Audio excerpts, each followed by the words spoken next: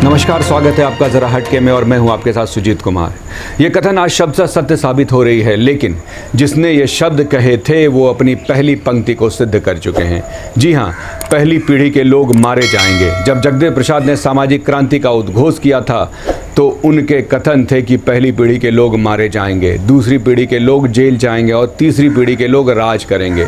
आज ही के दिन 5 सितंबर सन 1974 को कुछ अमानवीय लोगों द्वारा 90% आबादी के अधिकारों के लिए सिंह गर्जना करने वाले बिहार के लेलिन जगदेव प्रसाद की निर्मम हत्या कर दी गई थी।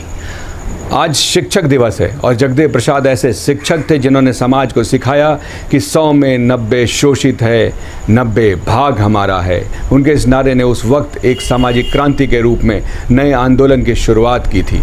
वो हर वर्ग के प्रतिनिधित्व की बात हर क्षेत्र में चाहते थे। उनका एक नारा था जिससे उनकी सोच शब्दशः स्पष्ट होती है, मानवता की क्या पहचान, ब्राह्मण भंगी एक समान। इसी लड़ाई के लिए वो जीवन पर्यंत लड़ते रहे। वो बात तो समान अधिकार की करते थे, लेकिन कम्युनिस्टों के वो धुर विरोधी थे। वो हमेशा कम्युनिस्ट और जनसंघ, जो अभी भाजपा है, को इस तरह से बताते थे कि कम्युनिस्ट नेता अमीर होते हुए भी गरीबों का पक्ष लेते हैं, जबकि जनसंघ नेता अमीर न होते हुए भी अमीरों का पक्ष रखते हैं। इसलिए ये दोनों बड़े ही मायावी और खतरनाक हैं। जगदेव प्रसाद सामाजिक क्रांति के प्रणेता ही नहीं, बल्कि शोषितों वंचितों की आवाज़ बुलंद कर पूरे राजनीतिक परिदृश्य में उथल पुथल मचाने वाले व्यक्ति थे। उनका ये नारा कि 10 का शासन 90 पर नहीं चलेगा, नहीं चलेगा, 100 में 90 शोषित है, 90 भाग हमारा है, धन धरती और राजपाट में 90 भाग हमारा है। इनके इस नारे ने राजनीति में सामंतवादी सोच वाले नेता पर गहरा आघात किया था और दलितों, पिछड़ों, वंचितों के अंदर नव चेतना जगाकर उनके अंदर अधिकार छीनने की आग जला दी थी। जगदेव प्रसाद ने एक नए रास्ते का निर्माण किया जिसमें सर्वहारा वर्ग को लगा कि आज़ादी के बाद भी गुलामों और अछूतों जैसी ज़िंदगी जी रहे ये वर्ग अब मुख्य धारा में स्थान पाएगा। जगदेव बाबू की वाणी में वो ओज था जिससे लोग इनके कदमों पर चलने लगे और धीरे धीरे एक नए आंदोलन का रूप लेने लगा था। चमत्कारी व्यक्तित्व के धनी जगदेव बाबू शिक्षा पूर्ण कर जब पत्रकारिता में कदम रखे तो भी ये अपने लेखों में संपादन के दौरान इन्हीं शोषितों की आवाज़ बुलंद करते थे। कई हिंदी और अंग्रेजी दैनिक एवं साप्ताहिक पत्रिकाओं और अखबारों का संपादन करने के बाद ये सड़क पर उतरकर इस शोषित वर्ग को जगाने का काम शुरू किया। स्वतंत्र भारत में ऐसे बहुत कम राजनेता हुए जिनकी समझ जगदेव बाबू की तरह स्पष्ट हो।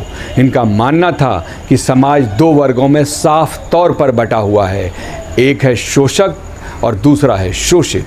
जहाँ शोषक हैं पूंजीपति, सामंती, दबंग और ऊंची जाति के लोग, वहीं शोषित हैं किसान, संगठित और असंगठित क्षेत्र के मजदूर, पिछड़े, दलित और मुसलमान हैं।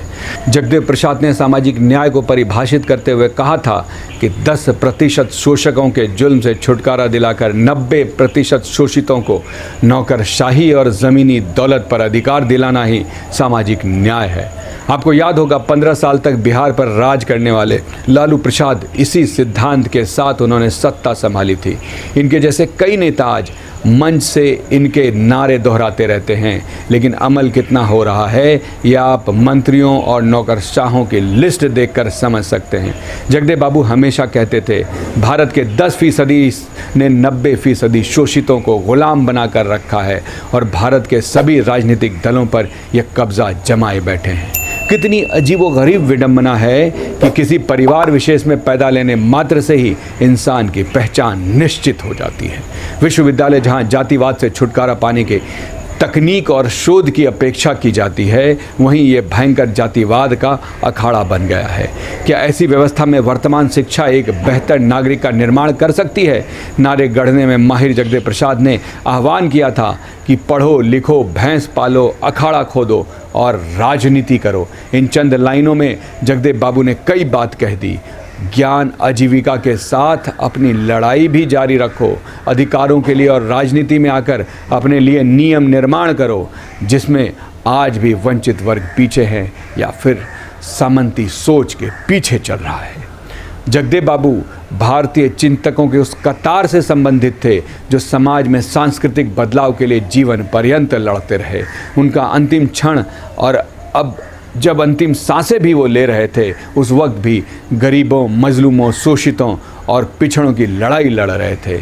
उन्हें उस वक्त भी पता चल गया था कि शायद उनकी ज़िंदगी का ये आखिरी दिन है, फिर भी वो अडिग रहे।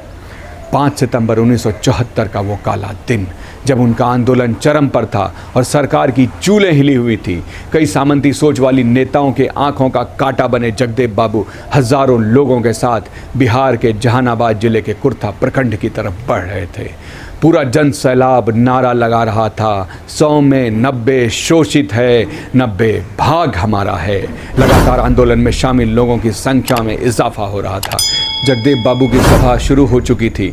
वो माइक थाम सामंती सोच और वैसी राजनीति पर अपने प्रभावी शब्दों से चोट कर रहे थे। कहा जाता है कि उस वक्त कांग्रेस के एक वरिष्ठ सामंती सोच वाले नेता का करीबी रिश्तेदार कुर्था में पुलिस का बड़ा अधिकारी था। वो जगदेव बाबू की सभा के लिए कानून व्यवस्था का प्रभारी भी था। वो दल बल के साथ वहाँ पहुँच गया और जनरल डायर की तरह पुलिस बल के साथ लाठी डंडों से आंदोलनकारियों पर टूट पड़ा। सभा में भगदड़ मच गई थी, फिर भी लोग आंदोलन स्थल छोड़ने को तैयार नहीं थे। जगदेव बाबू भी माइक पर लगातार शेर की तरह दहाड़ रहे थे। तभी कान में किसी ने उनसे बोला कि यहाँ से जल्दी चलिए, पटना से इस पुलिस अधिकारी के पास आपको रास्ते से हटाने का मौखिक आदेश है। जगदेव बाबू फिर भी नहीं डिगे। उन्होंने कहा, कुछ भी हो जाए, मैं इनको यूं मार खाता छोड़ यहाँ से नहीं हिलूंगा। अगर मेरी जान भी चली गई तो कम से कम मेरी हत्या ही इनकी ज़मीर को ललकार कर इन्हें सामाजिक क्रांति के लिए आंदोलनरत इन्हें रखेगा। ऐसे थे जगदेव बाबू। वो वहाँ से नहीं हिले, तभी एक गोली उन्हें आकर लगी और वो ज़मीन पर गिर गए, लेकिन जान अभी बची हुई थी। वो उसी स्थिति में अपनी बुलंद आवाज़ में बोले, 100 में 90 शोषित है, 90 भाग हमारा है। तभी एक राइफल का बट उनके सीने पर लगा और जोर की उनकी चीख निकली। लोग दौड़कर अपने नेता के करीब आए, लेकिन पुलिस ने उन्हें चारों तरफ से घेर रखा था। लोगों को भगाने के लिए पुलिस ने फायर किया। जगदेव बाबू को टांगों से घसीटते हुए थाने तक ले जा रहे थे। साथ में राइफल के बट और पुलिस के बूटों से उनके शरीर पर लगातार प्रहार हो रहा था। सामाजिक क्रांति के प्रणेता और शोषित आंदोलन के पुरोधा जगदेव प्रसाद रक्त रंजित जमीन पर घसीटे जा रहे थे, लेकिन उनकी दहाड़, उनका गर्जन कम नहीं हो रहा था। वे थाने के अंदर लाए गए। खून बहुत बह चुका था। पुलिस का प्रहार अभी भी उन पर जारी था। उन्हें प्यास लगी थी और उन्होंने पानी भी मांगा। तभी एक महिला पानी लेकर उनके पास दौड़ी, लेकिन पुलिस वाले ने उससे जगदेव बाबू तक नहीं पहुंचने दिया। पुलिसी आतंक के बाद जगदेव बाबू ने अंतिम सांसें ली और सामाजिक आंदोलन के लिए वो शहीद हो गए। उनकी क्रांतिकारी विरासत, जिससे उन्होंने राजनीतिक आंदोलन को सांस्कृतिक आंदोलन के साथ जोड़कर आगे बढ़ाया था तथा जाति व्यवस्था पर आधारित निरादर तथा शोषण के विरुद्ध कभी भी नहीं झुके, आज शहीद जगदेव प्रसाद का व्यक्तित्व ध्रुव तारे के बराबर चमक रहा है। लोग आज भी उन्हें ऐसे मुक्तिदाता के रूप में याद करते हैं जो शोषित समाज के आत्मसम्मान तथा हित के लिए अंतिम सांस तक लड़ते रहे। वो ऐसे युग पुरुष थे।